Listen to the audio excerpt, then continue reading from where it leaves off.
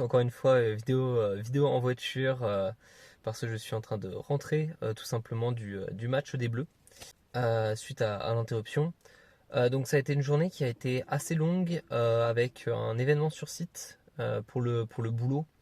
Puis tout simplement retour à la maison, sachant que j'habite assez loin du boulot. Départ pour aller chez mon pote pour regarder le match de l'équipe de France. Globalement, sur ce sur quoi j'ai travaillé aujourd'hui, c'est des sujets d'intelligence artificielle. Ce qui se passe, c'est que lorsqu'une IA en fait veut générer une réponse, souvent ce qu'on recommande, c'est d'ajouter un maximum de contexte à l'IA. Donc là-dessus, tu as plusieurs façons de faire. Tu peux entraîner le modèle ou tu peux aussi ajouter des documentations qui vont aider l'IA à du coup à avoir le contexte nécessaire sur, ça peut être un projet, sur d'autres choses.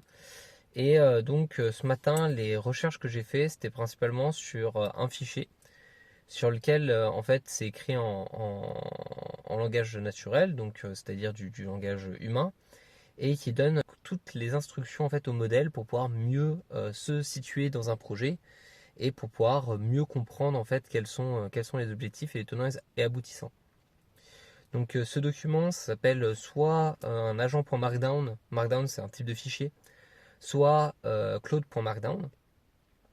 Et là, ce matin, j'ai revu donc toutes les bases sur comment ça se crée, qu'est-ce qui est important de mettre à l'intérieur, quel est le fonctionnement aussi avec d'autres fichiers qui s'appellent les skills.markdown. Donc, c'est des fichiers sur lesquels tu auras des compétences pour ton modèle. Et aussi la différence entre donc agent.markdown, qui est un fichier qui est un standard entre guillemets de comment mettre en place ce type de fichier, et Claude.markdown, qui est en fait l'équivalent sur Claude Code. Vous en avez probablement entendu parler avec Anthropic.